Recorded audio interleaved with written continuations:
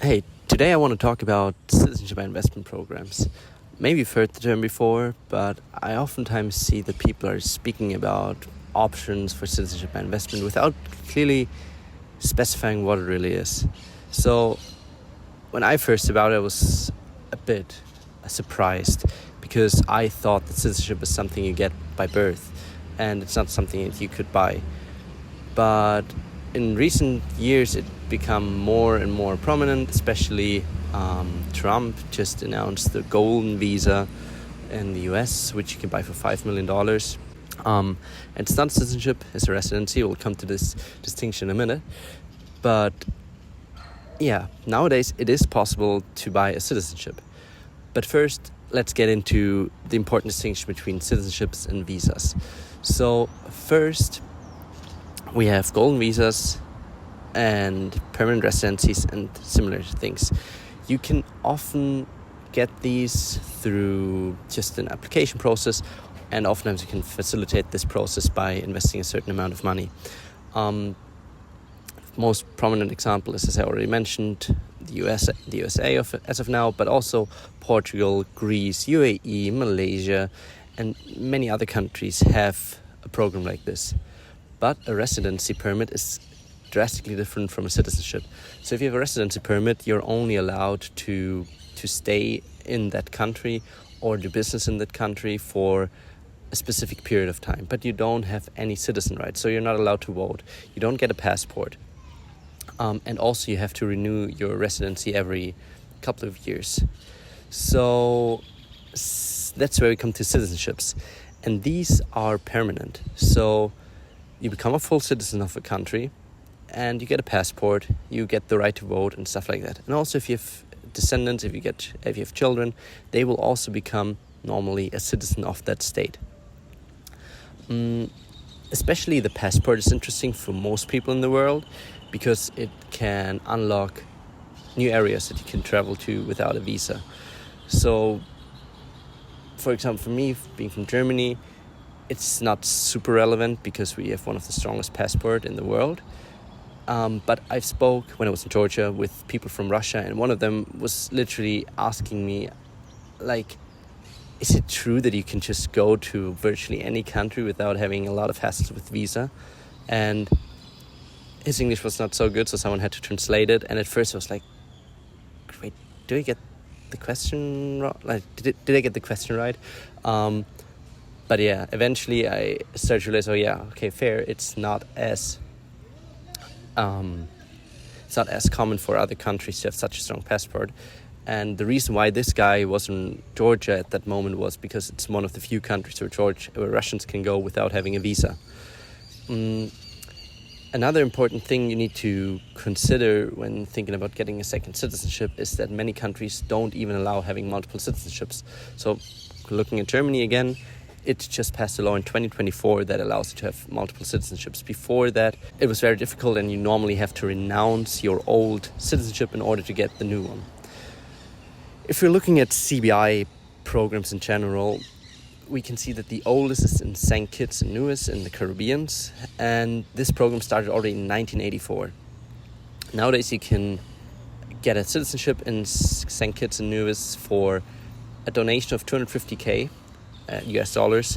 You can alternatively spend $325,000 on a government selected project, or you can buy private real estate for $600,000 US dollars.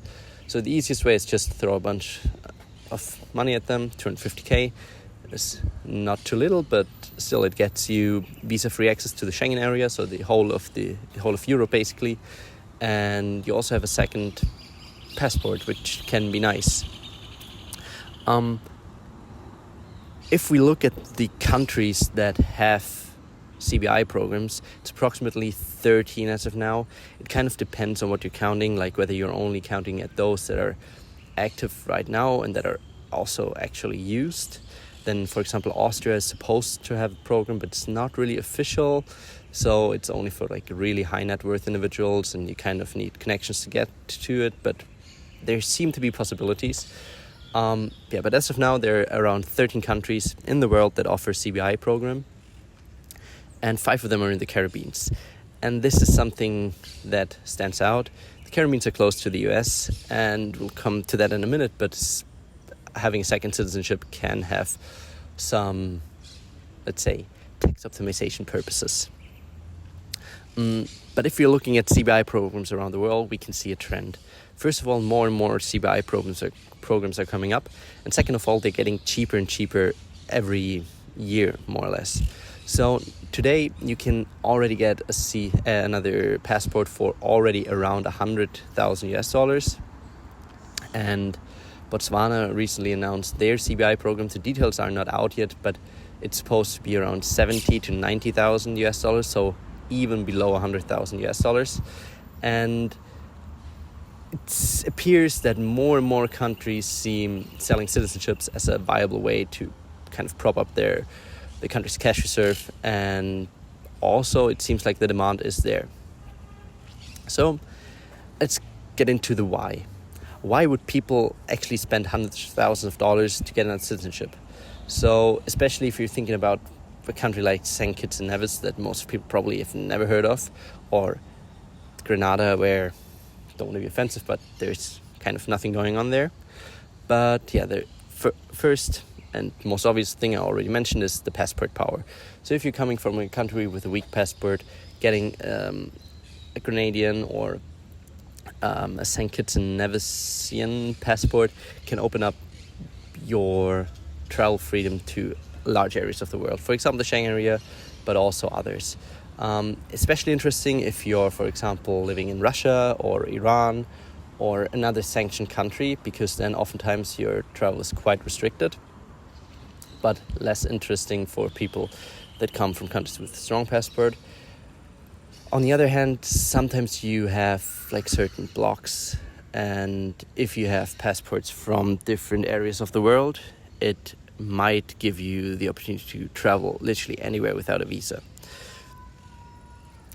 What is also quite interesting in this context is that a lot of Russians and Iranians have used the route through the Caribbean countries to get visa-free access to the Schengen area, and the EU realized that and kind of pushed these countries to do harder background checks. And nowadays, they straight up refuse any Russian or Belarusian people to get their citizenship in order to not lose their privilege of having EU access or Schengen room access.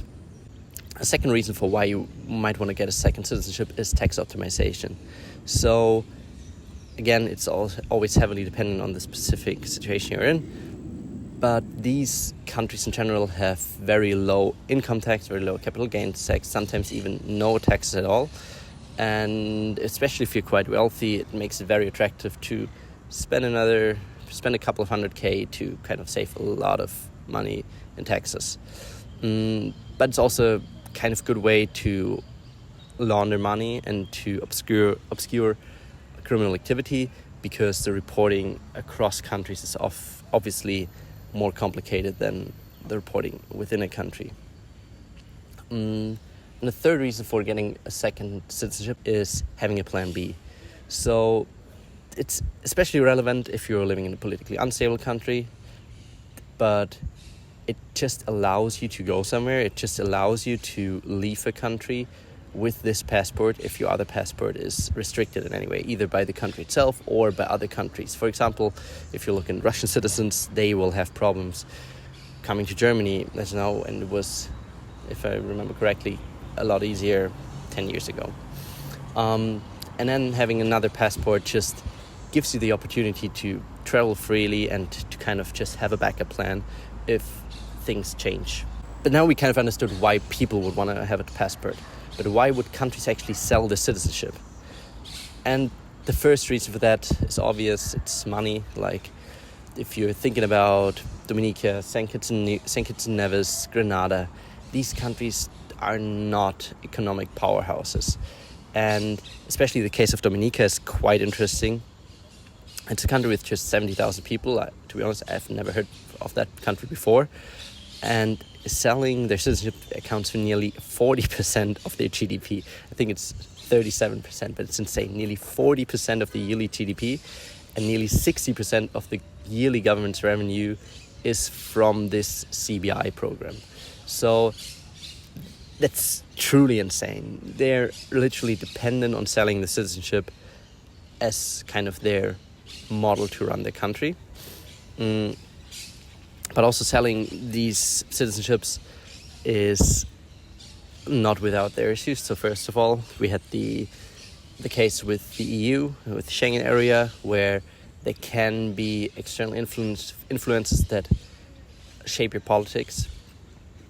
And even though you might have visa-free access for your citizens, opening up your citizenship to other people from around the world for money might actually have negative influence on your own citizens.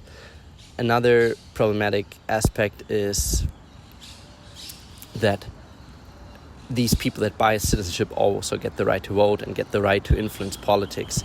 And that's where it also gets questionable what it really means to be a citizen of a country. There was a quite interesting case in the EU. So Malta had a CBI program up until a couple of years ago, but the European Court of Justice just decided in 2025 that people need to have a genuine link to that country in order to become a citizen. And just throwing a couple of $100,000 at a country is not a genuine link. And for example, in the Caribbean, you can become a citizen without ever being there. So I personally think that the meaning and relevance of nation states has changed a lot in the recent years and will change a lot in the coming years. And CBI programs kind of reflect that. The case of St. Kitts and Nevis, which has been available since as citizenship investment since 1984, shows that it was already possible for high net worth individuals to get a second citizenship relatively easily. But nowadays it just became more accessible, more public, and in general, more countries are using that opportunity to kind of prop up their country's cash reserves. I think it's quite interesting that CBI programs make citizenships from something you get by birthright to something you can choose if you have enough money. But I definitely see why people kind of don't like the idea of selling citizenships and the associated privileges like voting rights or passport. It also makes a country heavily dependent on that program. So if we look at the example of Dominica, which is basically completely reliant on their CBI program, on selling their citizenship as a business model, and it feels like not a sustainable approach to run a country. In general, I think that we will see more and more CBI programs, and it will also be more and more common for people who have multiple citizenships as it becomes more accessible. And I'm a bit skeptical because of kind of this race to the bottom. I would expect that more countries will be more restrictive regarding visa-free travel and stuff like that. But this will paradoxically have the effect of making these citizenships potentially even more attractive because some passports just might get weaker. So I hope I could give you a good introduction to the topic. I hope you kind of understand the difference between a golden visa, a permanent residency, and a citizenship. And now let me know, what do you think? Do you think CBI programs are rather good or a bad thing? Do you think that more programs will come up? Which countries might be potential candidates for that? And would you like to have a second citizenship, or do you maybe already have one? Let me know in the comments, and see you next time.